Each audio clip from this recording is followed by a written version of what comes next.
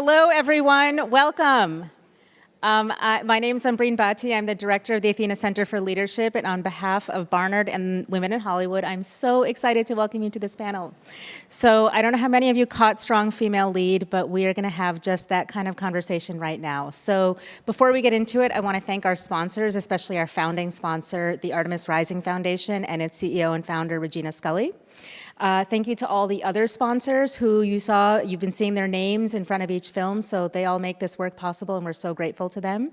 And this is going to be a great conversation. It's going to be about women in political life, how they're covered when they run, they win, they lose, they lead, all of that. And we have a really great group of people here to talk about what that's like during COVID, outside of COVID, all of that.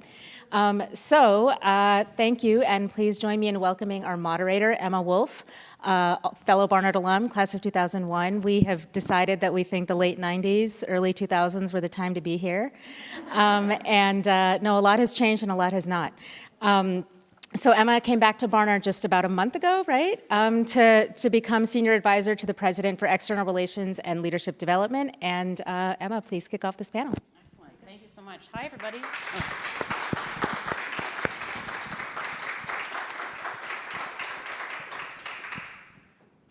Is this working? Yes? Excellent. Okay, so I'm just going to first, before we get in, so many of you just came from a pretty intense film, correct? What were you all there? About the first woman who was prime minister in Australia, which is actually where Julissa spent a few years. So with that rich in mind, I'm happy to be here with Kimberly and Julissa, who have, for the last 2 decades, been taking on the status quo in New York and national politics and winning, and still have a real assessment and critique of everything that challenges women in politics today. So that's what we're going to talk about. Before we launch in, I think it would be great to hear just a moment from each of them about what they're doing right now first, and if you could, why on earth you got involved in politics to begin with. Kimberly, would you like to start? Sure. Is this on? Yes, okay. I do a bunch of things all at once, but it keeps life interesting and keeps the challenge going. So my main thing is I am visiting practitioner at the Center for American Women in Politics at Rutgers University. And COP, as we call it, is the premier research institute on women in the political process, everything from how we perform as voters to where we are in elected leadership, the challenges, the opportunities for expanding that leadership, and just keeping all the numbers. You want to know how many women are in state legislatures? Go to the website. It's all there, broken down by state, broken down by party affiliation, ethnicity, all of it. And I advise them as someone who is also a senior advisor to the Attorney General of the state of New York on her re-election campaign, on all of how do we take what is happening in the real world of politics and bring it back to both the research of COP as well as to the students who are studying political science, government, and women in politics at the university. So I do that. I advise Tish and do DEI consulting for nonprofits and corporations as well. So I got into politics because I had a really good history teacher when I was in high school and just realized how the levers of power how government can help and hurt people if you don't participate, or if you do participate, and wanted to be part of making the world a better place. And my parents were like, that's not a real job.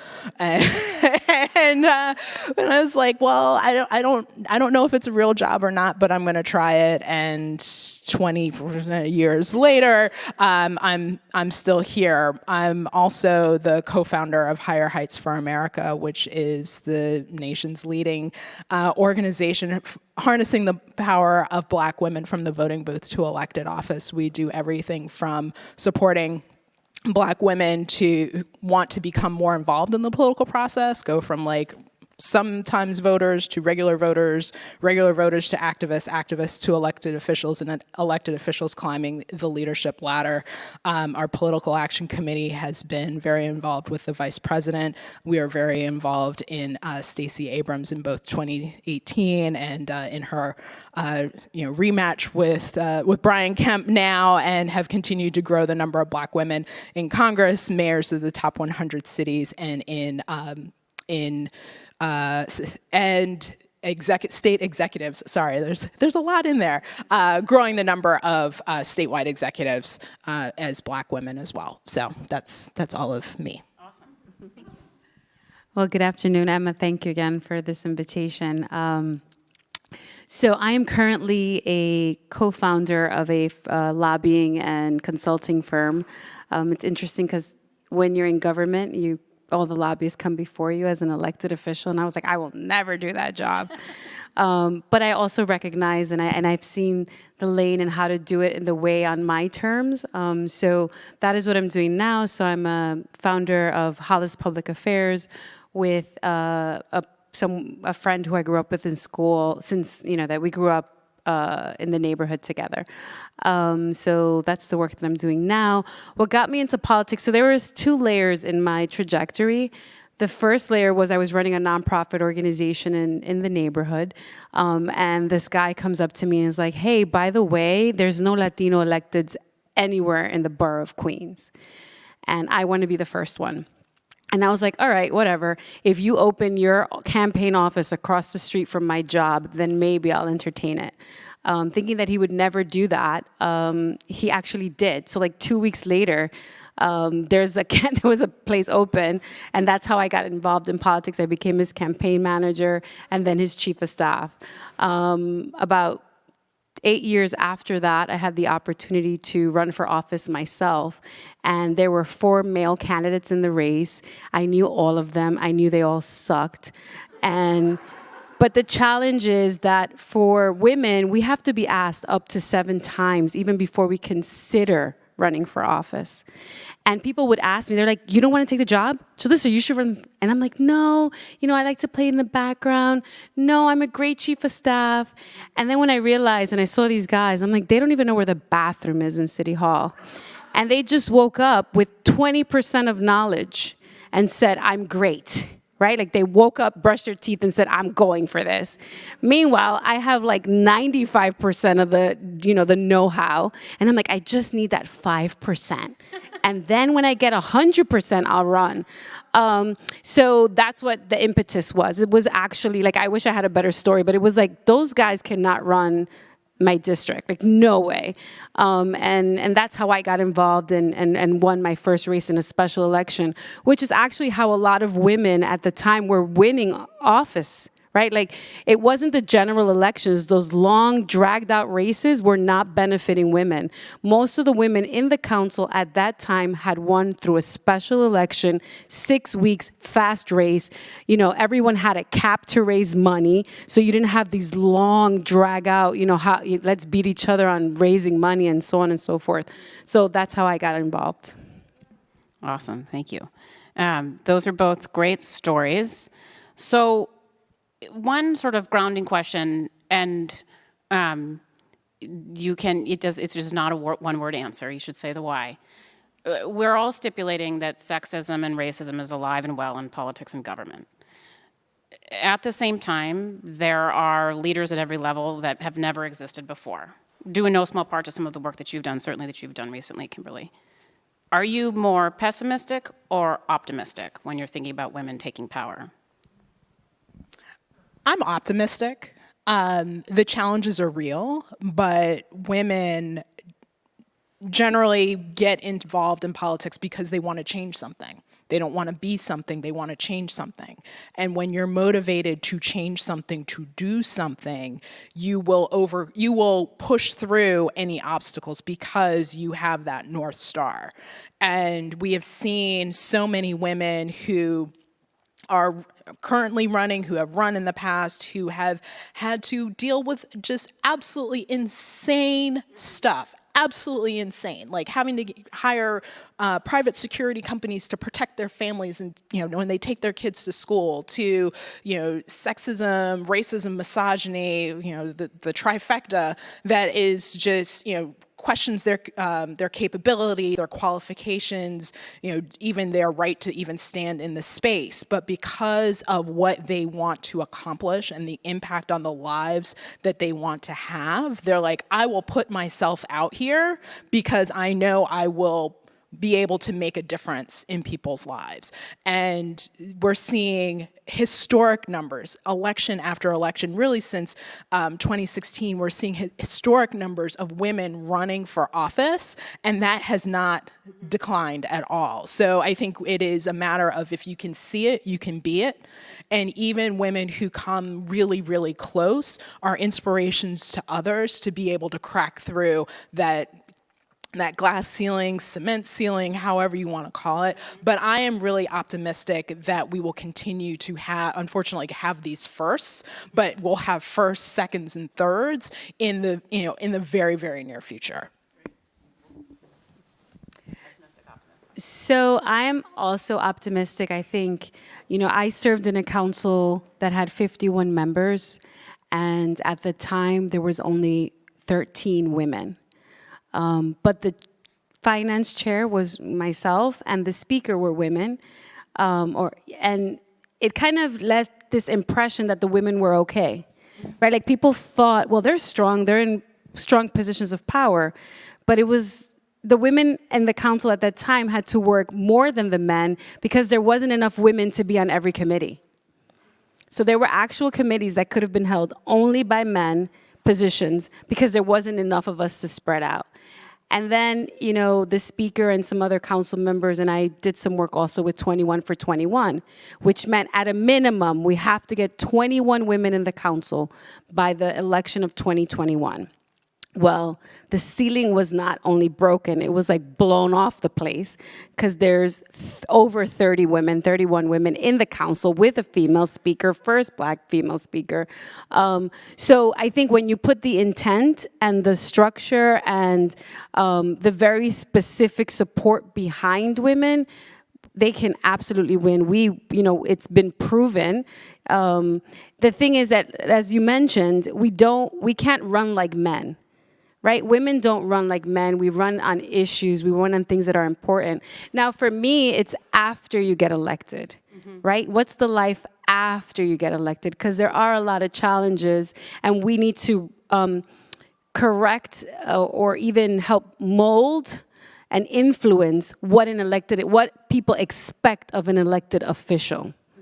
Right? And for me, my story changed because there were things in my life that I had to make really tough decisions about. And I don't regret them, but also like young women, when they're coming into office and they want to have children and they have families, but your constituent is expecting you to work, 24 hours a day, 7 days a week, because that's what a man can do. Right? That is the mold that was put out there. And I just love that these new women in the council are like, no, this is when my office hours are, right? Like, you can visit me here, I have a baby, and I'm gonna breastfeed while I'm on this Zoom call, right? Like, that is what's happening today. And I think we need more of that so that not only they get elected, they can stay elected and they feel supported by the work that they're doing. I think that's great. And I think that touches on a couple of experiences that you both have had, and I'll touch on each of yours. If you can speak a little bit more to how you set people up for success once they are at a pretty high echelon in governing, because that clearly is one of the bigger challenges. We saw what happened over the last year with Tish James, who very historically has taken on both Donald Trump and Andrew Cuomo, and now faces a deluge of press that's generated by the former governor every day, and I think is very ably navigating that. But it is certainly a hill that she's having to climb that her predecessor certainly would not have had to. So I'm curious, Kimberly, in your advising of obviously what you're comfortable sharing, how you would advise someone who's at such a high level of government and power and who is clearly in the target of of a pretty macho culture that is truly embedded in both Donald Trump world and in Albany. I'm curious about your advice for her. And then, Julissa, what you didn't say, Kimberly and I both know about you, is you were a city council member, you were a finance chair, you were widely considered to be the front runner for speaker. You were also up against the machine and the boys club, and you historically, famously, for local politics at least, said, catch you later, I'm out. So I'm interested from both of your perspectives how you now give advice to women like Tish or people who want to be like Tish or want to be like Julissa and say, you can keep going, but here are the tools that you need. The example you gave is a great one. I bet you have a few more about how women can better set themselves up for not just success, but a mental stability that they're going to need for the long haul. Well, what I tell the Attorney General and any woman who is in elected office is you have to control your narrative. You can't always be in a position where you're responding to what other people have said. You have to really be very clear about who you are and whose you are and what your goal is, and continue to drive that narrative, because people will continue to say whatever they want to say, but if you continue on your path and just beat that drum of this is, looking at the Attorney General, I did not give her this advice, but she continues to go back to there were 11 women, and this is what the findings were in the report. This is what has been said, and that is it. Mm-hmm. The governor asked me to do this, and she just has continued to stay on that message because there's a lot of stuff that is flying around, but you have to be very clear about your narrative. Same with as you're climbing the leadership ladder and you are looking to, become a chair of a committee or speaker or leadership within your party, be very clear about all of your stuff. Life is very complicated. We all have messy lives, but own it and then use it to your advantage. Use it to make you more relatable to the people that you are talking to. Everybody's got stuff. And don't shy away from it, because if you do, it will only hurt you. You have to really own it and take the power out of the people who will try and use it against you. And that goes back to be very clear about your message and stay on it. Great. Yeah. Yeah, I could probably give a whole bunch of tips and advice, but as Emma mentioned, it was a very tough decision for me. And then it also wasn't, right? Like, I knew in my heart of hearts that it was my time. But it's interesting because most of the people that called me that were upset that I was leaving office were the men. The men was like, who leaves power? You're making such a mistake. You're ruining yourself. You're going to be miserable. And I was like, and I mean like high up guys. Like, I'm coming to your house right now. We need to talk. And all the women were like, I can't believe you did that. You're amazing. I wish I could do that. You inspire me. Like, they almost got it. Like, I didn't even have to say why. I didn't have to share my narrative. It was just we all knew. Right. We all knew. We watched it and we were like, all right, I'm sad to see her go, right, but Godspeed. Right. And that was for the best. And I think that, what it meant for me and what I think women should do, regardless of the position that you have, is that you have to have your own priorities straight, right? I knew that I wanted to do this job to serve my community and deliver resources for my community that they had not gotten for decades. And I felt when I did my evaluation, I said, I've done that. I've accomplished that. I wanted young girls to know and see that women can reach higher positions and that they can chair very powerful committees that had only been held by old white men. And I say that because they kept saying, you're the youngest, and you're the first Latina, and you're the first Black woman, and you're the first woman. So I'm like, so that means this was only held by old white men prior. So I had to be very clear about my priorities and my value. I also know that before this, like, everyone talks about Julissa Finance Chair, but before this, I was Julissa Women's Chair. Nobody wanted that committee. Mm-hmm. right? So it's about, sometimes you have to make the job that nobody wants, which we do so well, right? And I said, well, every issue is a woman's issue. So I would partner with every committee and navigate and work my relationships with my colleagues so that I can, it's about the work that's done before the shiny title.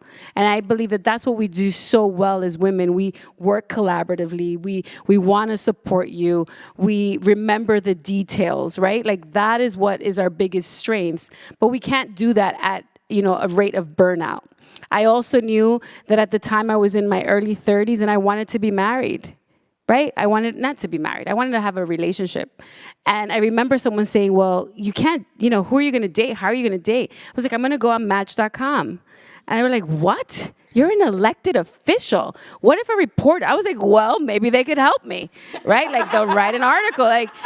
So I made that like part of my business, and I happened to meet my husband on Match.com, not a commercial to Match, but I was very purposeful in everything that I did. So I focused on I knew what I wanted for my future as a whole.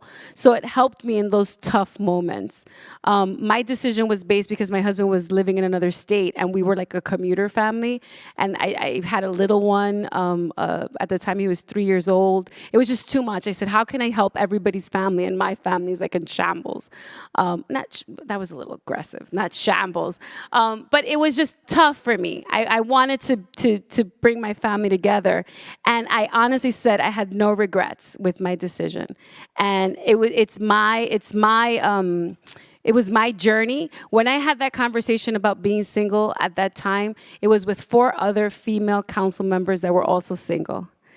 And, these amazing women have moved on to do amazing things. And 2 got married, 2 didn't. And incredibly beautiful, successful. Like everyone has their own story, but they owned it and they were strong to who they were and their principles and their values. So we have to constantly check in on ourselves so that this work feels good. Because there's a lot of miserable people doing work that affects people every day, and you will see it in the product. You'll see it in the long run, and we don't want to be that. Great. I'm going to come back to a few, picking up on a few of those experiences that you both have had in coming up. But just to switch gears for one moment, and there's this moment in the film, which you don't need to have seen, but you're familiar with it, where the prime minister sort of goes on the attack, very harshly and staunchly defends herself from all these attacks, and she's being scandalized, et cetera, something that we're quite familiar with in politics. I know from my own experience in working with and recruiting candidates for office, and certainly with insurgent candidates, but particularly with women, there's long been the trope of, you just don't get too angry. Don't go on the attack too much. And I've often been in rooms, especially with white male consultants who are issuing that advice. And it's all about gender and it has nothing to do with any other nuances. I'm interested with you guys. Does that still exist? It's been a little while since I've recruited candidates. God, yes. Yes. Okay, tell us about it, and how do you fight back when you're in the room with those folks? Well, I think it is, particularly for women of color and Black women especially, the trope of the angry Black woman. And now it is, and we're seeing it being lobbed at the nominee for the Supreme Court. That she is aggressive and radical and angry. And it is a way that, quite frankly, the white male patriarchy uses to undermine a well-qualified woman of color. And we see it time and time again from city council candidates to, attorney generals to gubernatorial. We see it the vice president is getting this, that she is angry and aloof, and all of these personality traits that have nothing to do with their capability to do the job, and is really just used as a red herring to distract from the fact that they're intimidated by someone who is highly qualified and their mediocrity is now under the spotlight. And so, it is constant. And what I always tell candidates is if you feel passionately about something, feel passionate about it. That is a natural emotion. That is a natural human emotion. And if you are, you are. And just because do it. it's actually divorced from reality. It doesn't matter what they would do. Exactly. There's still the framing. So, exactly. Right. Because if you are too stoic, then you don't care. Right. If you're too passionate, Right. then you're angry. Right. If you're too emotional, you're too something. You will always be too something. So just own it. Right. Be like, this is who I am. Right. Right. I think Ayanna Pressley said, she was saying, I am outraged because this is outrageous. Right. And just she was talking. This I think was during the Kavanaugh hearings, and she was just, very clear about, let's put my anger into the context. Yes. Let's not remove it and say, oh, she's just irrational. Right. Let's talk about why I'm angry. Right. I think before I pass it back off to you, I was just remembering as I was thinking about this, and I won't say the names, but I bet you both, and I'll ask you after, will know who I'm talking about. But I remember a very high-profile debate, local political one that happened in the last decade. The first debate, only woman on stage, and she was the front runner, and she appeared like it wasn't her anymore. She had clearly been through some sort of assembly line of prep, and she was not actually on Valium, but it was as if it was a different person. And it felt like she had been in the room where they had actually tamped down rather than just saying, you be you. Julissa, what about you? Yeah, I would have to agree that there are pressures to put on your pearls, right? That to me was the cue. And I remember like my first campaign pictures, I had the damn pearls on because somebody told me that I needed to put on the pearls. Wow. And I'm like, why? Right. But I wanted to win. Right. Right? Like the reason why the women look like they're on Valium and all this stuff is because we want to win and we think that that's the way that you do it. Well, let me tell you, like the minute I won that race, I threw those pearls in the toilet. I flushed them. I couldn't see them anymore because it wasn't me. Right? And I think that is the challenge that we have. I'd like to think that we're all going to be strong and we're all going to, be able to kind of put the great face and go off and scream and yell and put our passion. But I do think it's an evolution. It's a growth within, our career. It's a growth within. But what makes what's happening now in history so amazing is that you can evolve by watching other women do it, right? Like there wasn't enough. I was the first Latina. So this guy gets elected that I go work for. A decade later is when I become the first Latina elected in Queens. So there was nobody that looked like me before me. And that was one of the bigger problems, I think, with that whole anger. Like we thought we had to fit these molds. And, and I have to be honest, while there is systemic and, and most of it is these white consultants, which is true, some of the harshest critics for me were women. Were other women. Like, no, Julissa, you can't do that. You looked a little out of control. I was like, what are you talking about? Like, they're trying to take our housing. Why are you mad? Right? So that was hard. And I remember doing press and prepping for press, as you know. Prepping for a press conference, you prep for like 400 questions, you get 2. Right. And you try to remember, like, because it was like number 5 and number 54, right? So you're trying to go through this. And my constituents, and I would get calls and say, hey, Julissa, I saw you on New York One or whatever channel. You did really good. And I'm like, yeah. They're like, but you should have put on some eyeliner because you looked a little tired. Yeah. And I'm like, whoa. Yeah. Like, so what did I say? I don't know, but you looked really good. Yeah. And it's like, well, I just prepped for 4 hours to do this, to deliver for my community. And you went out of your way because you love me and tell me that I needed to wear eyeliner. Yeah. Because I looked tired. And I think that is the reality, that we need to be kinder to ourselves as women. And that's why these conversations are so important, because we get to expose and really show what happens behind the curtain. And, we're all nervous and we're all trying our best. And it's a job that we're very proud of and very honored. It's probably one of the very few jobs that you have 150,000 people, maybe, if they come out to vote. They usually don't. Not all 150,000 that have to kind of say, we hire you again. Right. What other job you have to go to every 4 years or 2 years and say, hey, can you guys hire me again? Right. And so those moments are important. Yes, I feel like women should be genuine to themselves, but I have to be honest. It is very difficult to be able to balance the passion and the structure and not looking or being perceived as out of control.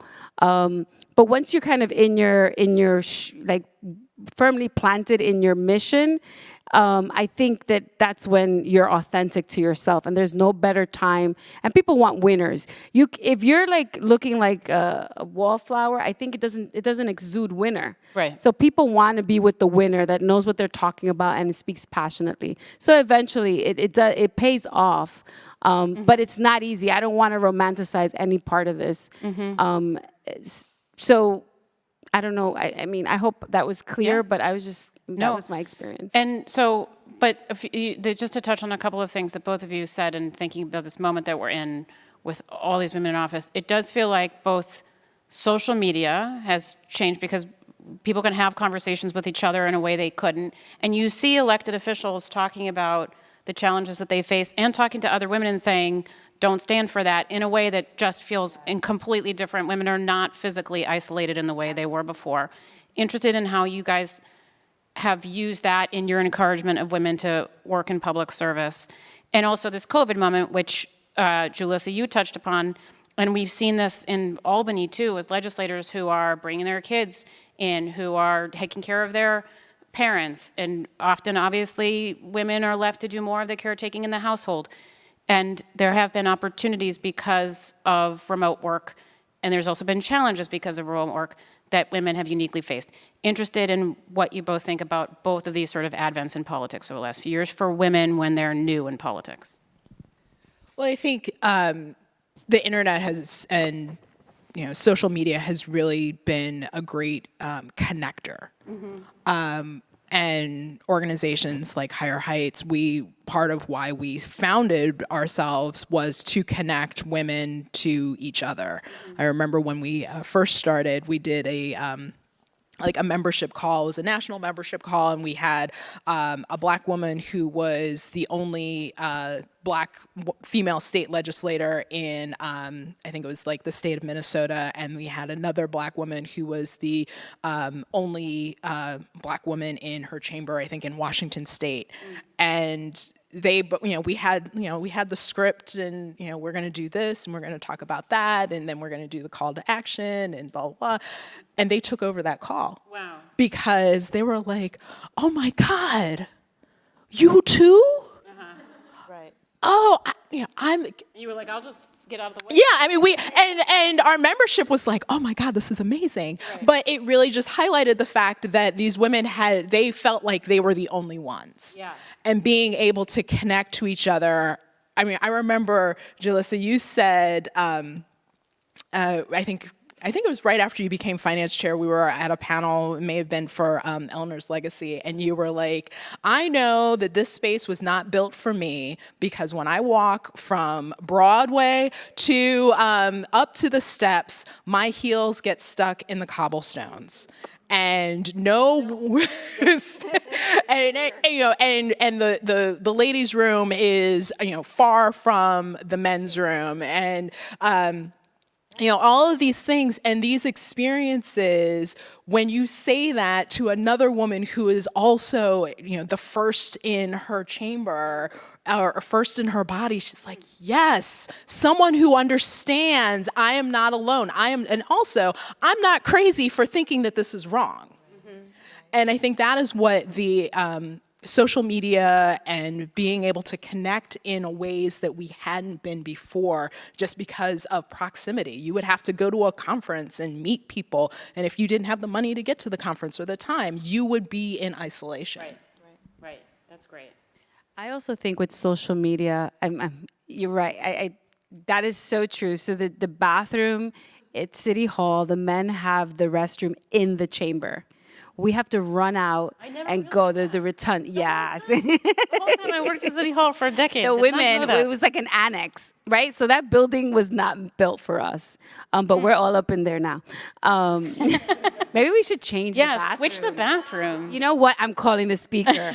We're going to do this together. Switch the damn bathroom. I see a That's a renovation. new campaign. Oh, I love it. What are we going to do with those urinals, though? We'll figure it out. There you go. Sorry. What I wanted to say about social media, though, that is so amazing and powerful right now is, and it alludes to what you said earlier, women can share their own narrative through their own voice.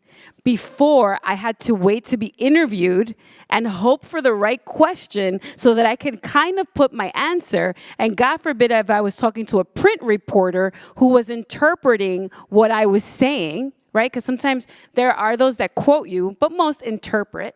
Right, what I'm saying. So I didn't have an opportunity to engage. You know, when I was elected, it was, which sounds like I'm so old, but we didn't, you know, the engagement wasn't at this level, right? We didn't have TikTok and Instagram and all that stuff. Right. I love seeing the women, and I will like anything that I see a woman, a female elected official say, and you know, obviously that's important. I will like it, I will share it, and it's what we need to do because we need to expand those voices. And I believe it's such an essential tool just to see an elected official even be personal, right? Just do something. I think it was one of the council members who was like cooking at home, right? And AOC actually did something about cooking at home during the pandemic as well. So just showing the human side of this and that there is no longer that filter. Well, maybe some of them use filters, but you know what I mean.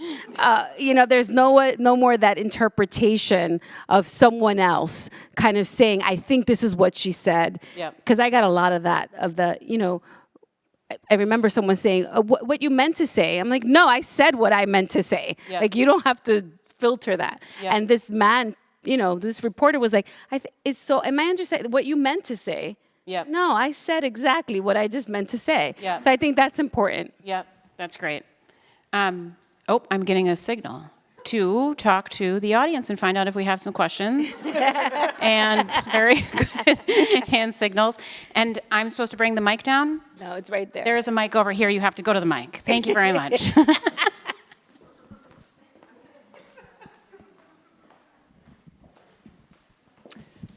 Hi, my name is Rachel Leventhal. I'm a reporter, I'm a journalist, and I know exactly what you're talking about. When I print what people say in an interview, I try to make it long, and so often it comes back from my editor, like, what is this? This isn't even the conversation we had, and you know, my name's on it. So there's so many layers to letting women speak and using their own voices. I'm really glad to hear that.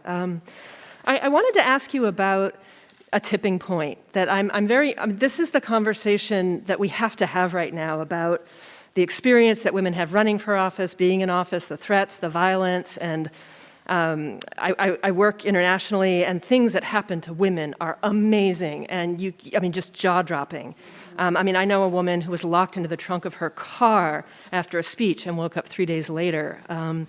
So this conversation has to happen, but I'm waiting for a tipping point or wondering what we can do to help create a tipping point to talk about the magic that happens when women are in power and when enough women are in power. And people don't realize as they're talking, they're referring to catfighting and all this stuff and just like a horse race of who's in power as if it doesn't really matter. But legislative agendas completely change when you have enough women in power. And I feel like if we tell that story, that will get more women to run. And that would get women to run again when they lose. And that would get people to vote for women. I'm thinking about the Nevada state legislature. Majority women completely changed the legislative agenda. They have equal pay now. They have paid family leave now. All the things that we're going on about, if you just have enough women at the table and enough black women, enough women of color, they will do it. And so I'm just wondering, because you work in this space so much, how can we create more space for that narrative? Even in the film we just saw, there was one line about her legislative success. And they're like, yeah, in 10 years, they'll look upon her fondly. And that was it.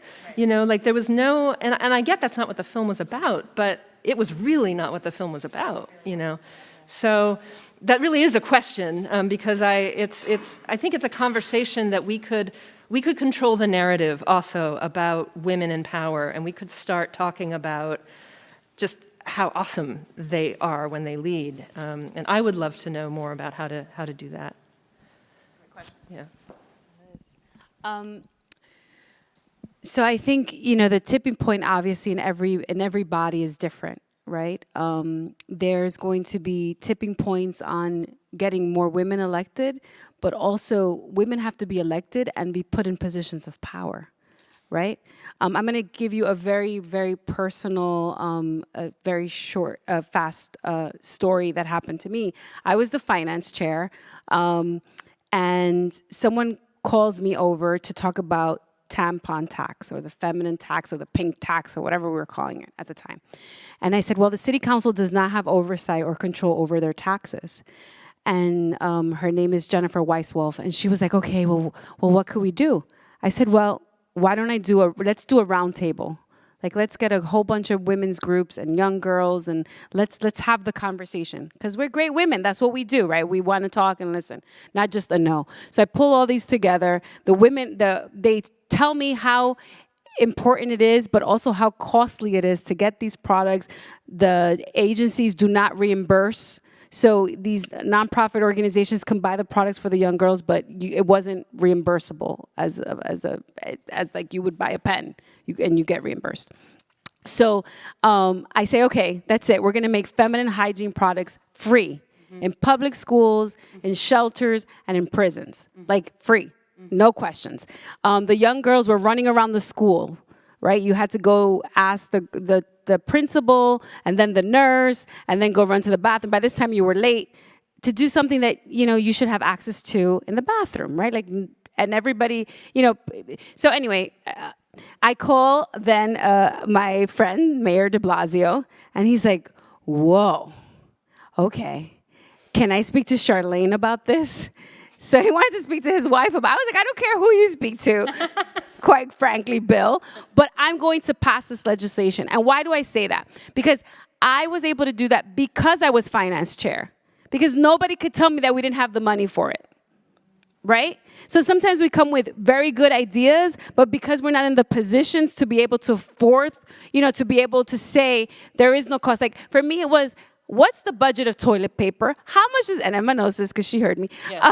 How much do we spend on toilet paper in the city of New York? Yeah. Nobody knows, and nobody cares because you spend it. So it's not, and I say all that to say that the tipping points have to be real and they exist, and we have to show more examples of it. But for me, it's also driving women up, to see Tisha's trajectory, and be able to push her agenda all the way up, and that we're all able to help her. That is so important, and it creates a wave, right? Like it starts with a ripple, and then it picks up volume, and you can't stop it. So it is those different moments in time that really change. And after that, like now feminine hygiene products, first of all, they were like, you want to be the period? You want to be known as the period elected official? Mm-hmm. I'm like, yeah. Bring it on. I would love it. Mm-hmm. Call me that. Mm-hmm. So while people can romanticize being finance chair and overseeing all those billions of dollars, it was that moment that I was able to empower young girls and young women for a long, historically, and document it and be able to have it be the law of the land. That was a personal tipping point, but also a tipping point in government. So that's what I wanted to share. I would say, piggybacking on that, absolutely, the women have to be in a position where they can change policy, but we also have to look at how their work is covered. And I think that is, like as you were saying in the film, the fact that she passed 500 and some odd pieces of legislation in her 10 years and did all of these things, and that was just kind of a footnote. Mm-hmm. I think the work that women are doing and how they are shifting priorities has to be covered as that we would not have this if it weren't for.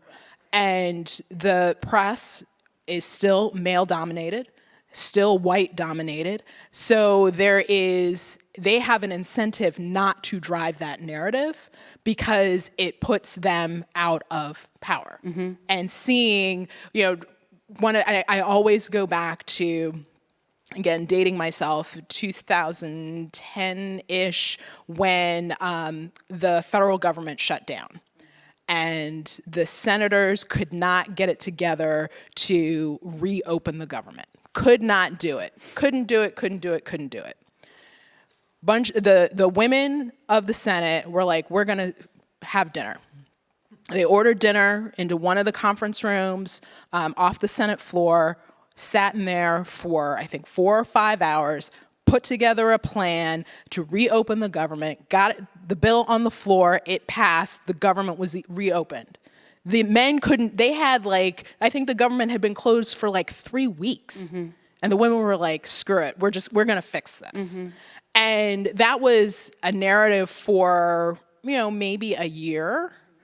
But it was not something that was built upon of like, oh, we can solve problems, because, they don't want to hear that they couldn't do it and that a woman had to do it because somehow that means that they're weak.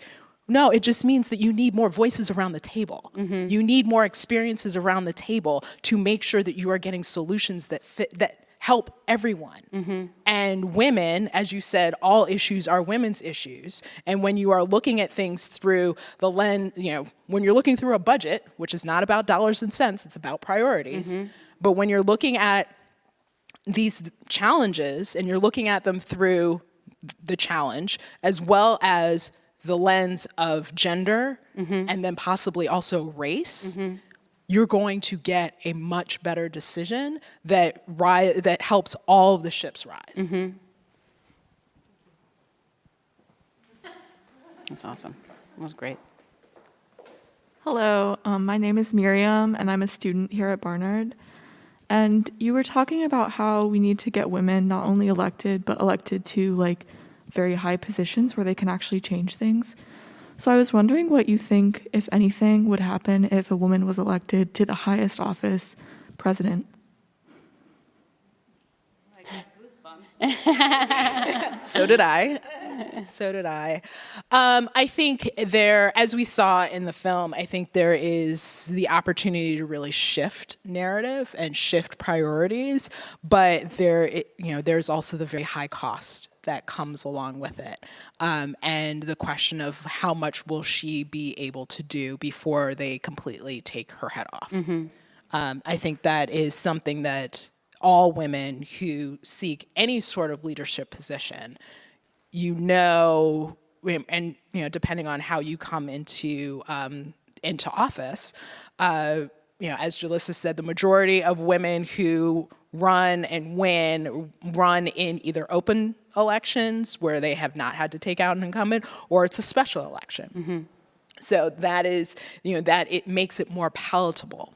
But if you do what the Prime Minister of Australia did, which was basically throw a coup within her party, that does not necessarily endear you to, the patriarchal colleagues. And mm-hmm. we've seen this with other women. I can think of a couple women in Congress who beat a male incumbent in their primary, so it was an inter-party fight, and then they got into the chamber and people wouldn't talk to them. Mm-hmm. So, but when the men have done it, they were like, good for you. Mm-hmm. All right, let's get to work. Yeah. So maverick. It is maverick. Must be a maverick. Yes. Yeah. Yes, that term. Yeah. So I think it's it's really the sky's the limit. The possibilities are endless of what this country could be like, what the world could be like if 50% of our leaders were women. But the question is, I think once we get to a tipping point of having, I think they said it's like 35% of women in leadership, then you can really change things. Mm-hmm. And it starts to normalize the concept of women in leadership. Mm-hmm. So if we get there, then I think it will be easier. That's great. Yeah, and I definitely believe that we will have a female president, right? Like that is, to me, it's going to happen. What I find interesting though is, I was the vice president of the National Association of Latino Elected Officials, and it's bipartisan, right? So it's also about getting women, but I wonder, will the next woman be a Republican? Right? Like that is very real. And what is that going to do for us as women? Right? Because there's that, wait a minute, I want a woman, but wait, not that woman, or, So we have to come to And grips Republican women are saying the same thing about Democratic women. Exactly. And Republican women proved that, right? Because we had a candidate, right? And it was like they came out in much higher numbers against Hillary for that very reason, right? So we have to kind of organize and mobilize about getting the right woman in office. But what that means, I think, is it's so historic. It will come. It will come to pass. And as was mentioned, she will be scrutinized like nobody else. So it's important to have all these other women around her and also allies, right? Like I don't want to come and poo-poo on the men. We have some great men too that, are amazing allies, amazing mentors that believe in the work. And also I think it's important for our young boys to see women. I'm raising my son, and he's 8 years old, and he actually asked me, can men be in elected office, mommy? I'm like, yeah.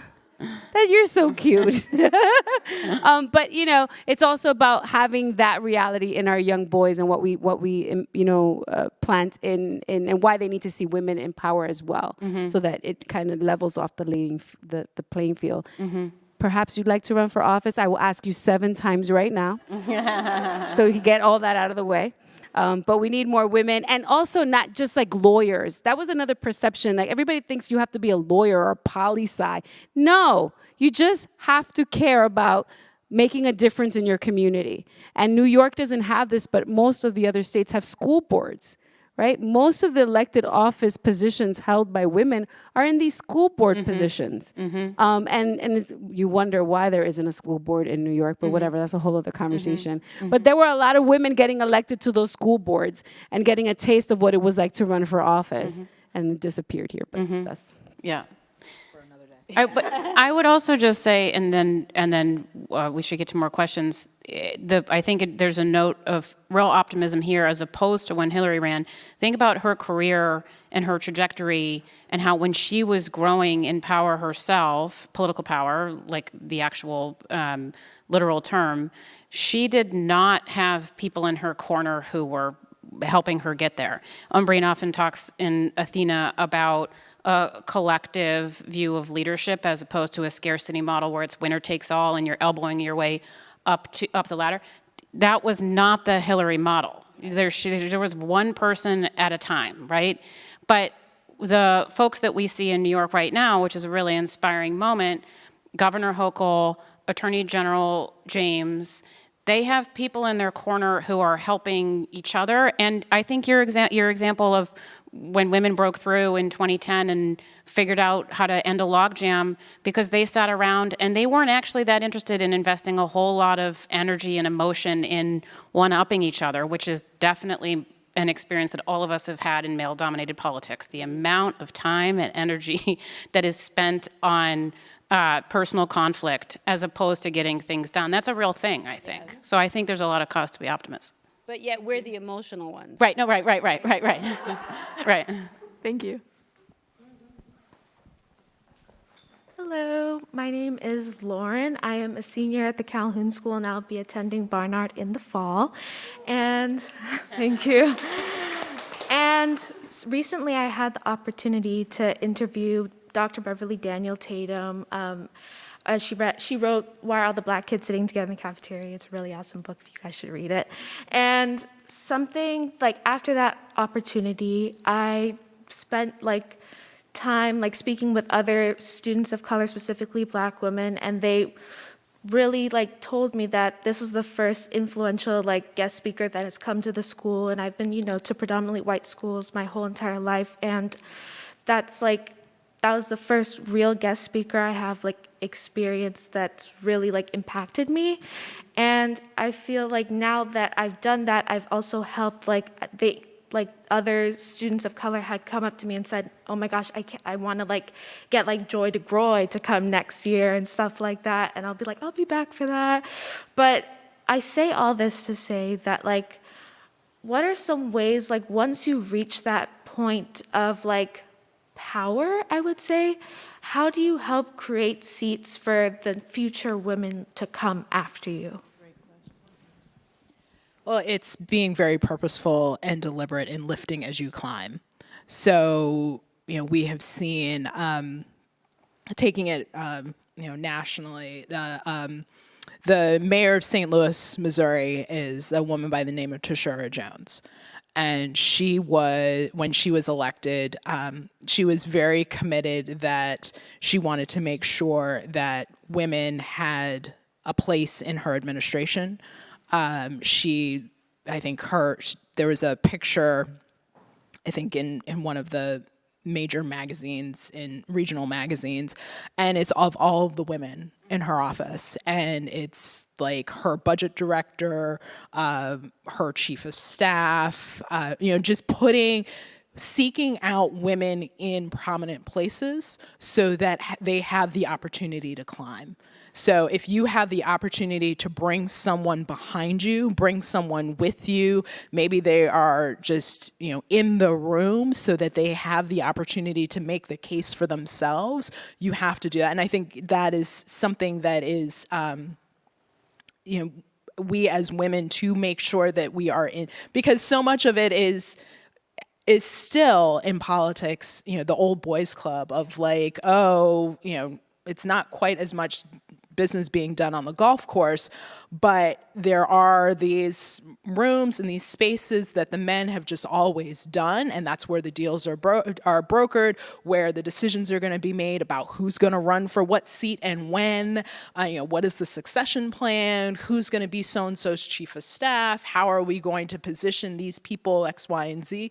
So you just have to make sure that if you have the opportunity to be in those spaces, that you are carrying other women in there with you, and just be very purposeful and deliberate in making sure that you do that at every opportunity that you have. And I just wanted to add that, as mentioned, I made sure that my chief of staff was a woman. I made sure that when I left, she ran for office, and is Assemblymember Catalina Cruz. And just giving people exposure, especially women, and you don't have to have the perfect resume. Right? Like, it doesn't have to, in Catalina Cruz, she did have the perfect resume. But, the other women that were before her, that were in my office, that, went from director of constituent services, and I'm like, you know what? I'm going to make you chief of staff. I have to give you this opportunity. You have to know how this works. I want you to learn the legislative process because I want you to run for office. Helping other women, and I have to be really honest, there would be no Councilwoman Julissa Ferreras had there not been an Emma Wolf. And people remember, everybody knows Emma as, the big wig over at Mayor's City Hall office. But we were both young at one time. And Emma Wolf was my campaign manager. And I went through one of the hardest times politically. Very, very young in my political career. This was even before I was elected to office. And there was a huge crisis. And Emma took me and said, you have a decision to make. Either you stay, you quit your job right now tonight. I was like, how am I going to pay my rent? We will figure it out. Or you have to step down from the race. You can't stay in this, in the job that you currently have. And that night, Emma committed to me. I committed to her. We won that. We beat those boys. Oh my God, did we beat them. But what I had in that moment was that in that room, this woman believed in me, and I committed to her that she knew that I was gonna win 3 weeks before the race was over. She never told me until the night before. She's like, you can stop knocking on doors now. And I was like, what do you mean? I'm still losing. She's like, oh, you won 3 weeks ago, relax. So that is the girl code. That is the support that we need as women to give ourselves in any, and I give you that example because that is politics, but there's politics in any job that you do. Mm-hmm. So. Yes, and being really, really intentional. I relied on Julissa for the rest of my career and still have. Call her every year or two and be like, I just need your advice right now, please, can you help me? And she always did, so there we have it. All right. Thank you so much. Okay, I think we are wrapping. Are we just about out of time?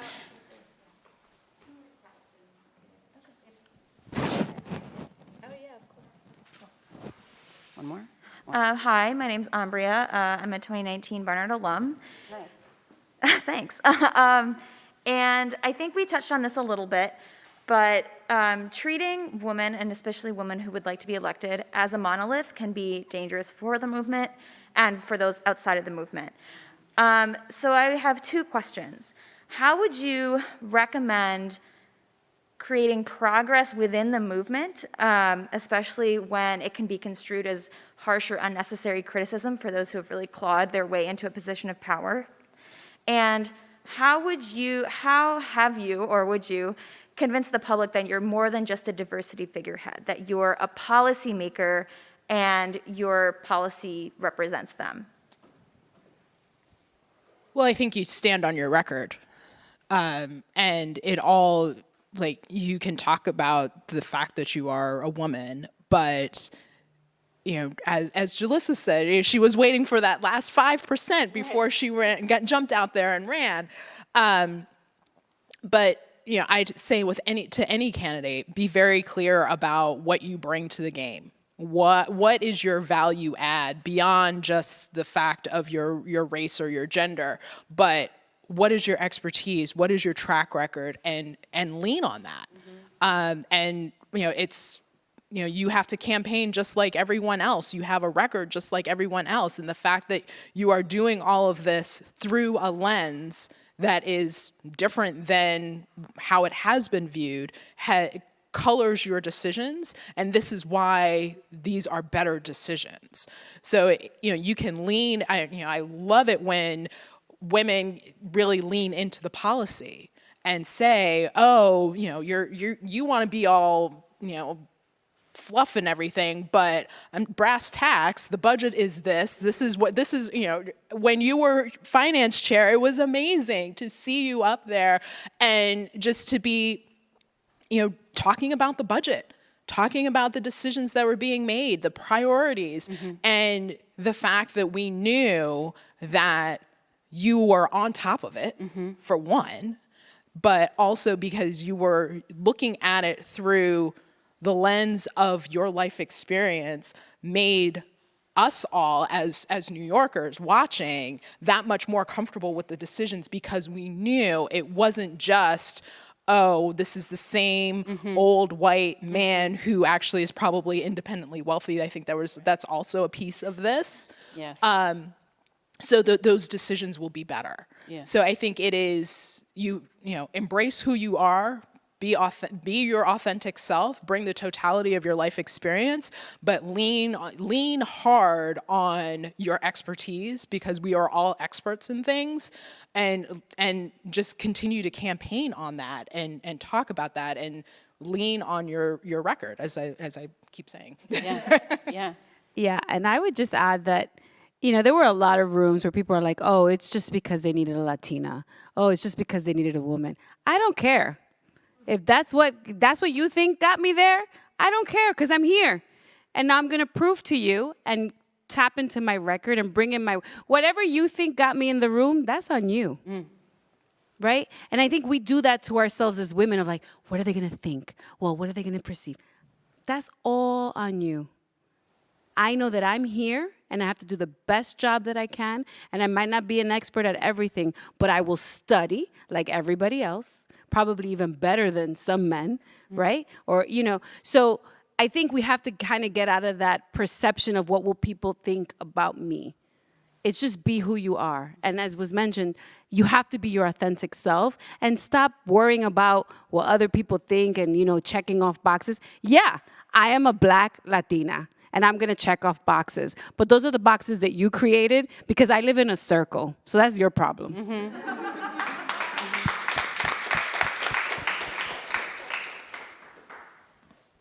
Hello, my name is Midge Ross, and I work in the entertainment industry. Hi, Jalissa. Hi. I live in Queens, and I don't even know who you are. So I'm not a politician, but I want to get involved. I don't even know who's the borough of Queens, the president of Borough of Queens. So what would be your best recommendation from both of you for me to get involved, so like that I could go out there and vote oh, let me vote for Jalissa. Who's Jalissa? I don't have a clue who you are until today. Well, that's good because I'm not in office. That would be a problem if I was. The borough president is Donovan Richards. Okay. So there you go, check. I think I'm really proud of this moment for you, right? Because people will sit here and be ashamed about not knowing about getting in politics, especially women. What I would recommend is that you get involved and learn your local politics, because the national politics has a lot of shine and it comes by, the big train comes by every 4 years, even though it feels like it's every day now, right? Like there's no, but it's the local politics. It's the council members, is your district attorneys, it's your council members, is your state senators. Those are the ones that affect your everyday life. If there's a pothole that hasn't been fixed, it is not your U.S. senator that's going to do that for you. And while AOC, everyone talks about AOC, AOC is not going to come and fix your pothole. She might call somebody, maybe. But the reality is that it's that local politics. So I would start there. And you're never, I don't want you to ever have to apologize about where you are now. But because of this presentation, you will always look first, right? You'll go out there, you'll get involved, register to vote, but not only register to vote, we do all these voter registration campaigns. You actually have to go out and vote, right? Like we have to, the average election in Queens, in my area, the voter turnout is 8,000 people. For a district of 150,000, 160,000 people. Yeah. 8,000 people decide what happens in that district for 150,000 that are registered in the census, and we all know a lot of us miss the census. So I would just say to be hyper local and focus on that and get registered and get more people registered. And there was no better campaign, I think, than also when we saw in Georgia for Stacey, right? And the activation that does when we see people that look like us, that have our values, even if they don't look like us, but that share the same values. There's nothing like that to get you engaged and out there and active. And I bet, just before you go, Kimberly, I bet depending on where you are in Queens, there might be a good political club or organization, local organization to be part of. It depends on where you are in Queens, and we'll all have opinions on that. But we can follow up with you and make sure that you get connected to your local electeds and all that good stuff. That would be perfect. Thank you. I would just add on that we are actually in a place where, with a lot of transparency. So we have community boards throughout the city. The minutes from the community board meetings are all online. The city council hearings, you can actually watch them. Well, you can watch what's happening in Albany. So it takes some work to do the research, to watch, to learn, but there is value in that, and it is like the state website. You can Google and find it. The information is there. It's just a matter of having this conversation right now. It's now you're going to start down that rabbit hole. Yeah. You're going to Google and say, oh, my community board. This is who's on my community board. This is where the community board meets. These are the things that. And I think the community board is a great, really hyper local. I'm on my phone is under my butt right now, but it's going crazy because the community board, they're about to have a conversation about closing a street during the summer, so play streets. And folks are discussing. Become quite controversial lately. Well, the question is, where are they going to close the street? Are they going to close it at the major thoroughfare? Are they going to close it closer in the neighborhood? Yeah. And there's a whole lot of conversation about that. And that's it's that it will affect your life. The traffic and all of that. And that is a great entry point of how, all politics is local, and politics controls every single aspect of your life, from the food that you eat, the air that you breathe, your access to internet and power, how much you pay for it, education, the space that we're sitting in right now. So it is so important that we all do our part, do more. I mean, God knows I'm not up on what's happening up in Albany the way I used to, and I need to get back into that because I just need to have an eye on it. But it is our duty and obligation as Americans to participate in the system. And when we don't participate, that's when democracy falls. And that we are, in this decline of voter turnout, looking at the mayoral election, we're a city of almost 9 million people and less than 800,000 people voted for mayor. So that is a shocking, disturbing, sickening number when you think about how the mayor, the impact of the role of the mayor on your day-to-day life. So happy to provide a list of websites and connections for you to continue to get involved. But also, I just wanted to say that the voter turnout is that low because there's a system that wants to suppress it, right? Like, I don't want you to feel like, oh, what am I doing? Did I fail? No. In some ways, government has failed you, right? Because we should not have to have so many layers of complications to get registered to vote or to find this information out. And so, I want you all to understand that we're pushing against a system that would far rather speak to just 8,000 voters and try to convince them than have to speak to all 152,000 of them because it's more expensive. So that's something else to keep in mind, as we get more empowered and more women in office and, how do we continue to amplify all that transparency? Thank you. Awesome. Okay, we're going to wrap. I just have to say, I am often very curmudgeon-y and cynical about politics, but I feel totally energized and inspired by the two of you, and I hope everybody here does. It was really a wonderful time, and it was just an honor to get to share the stage with you. So thank you so much. Awesome. Thank you. All right, have a good weekend, everybody.